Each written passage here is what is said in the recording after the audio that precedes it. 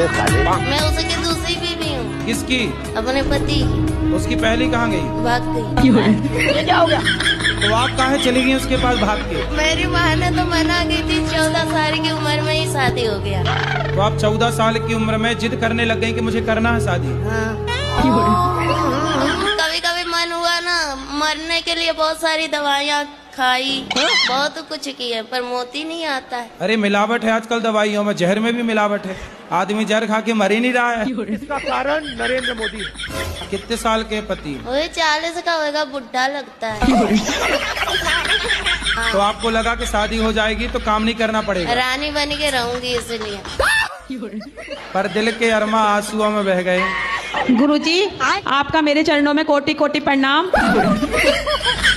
और मेरा पूरा परिवार आया है, और मेरे 84-5 साल के मेरे फादर हैं।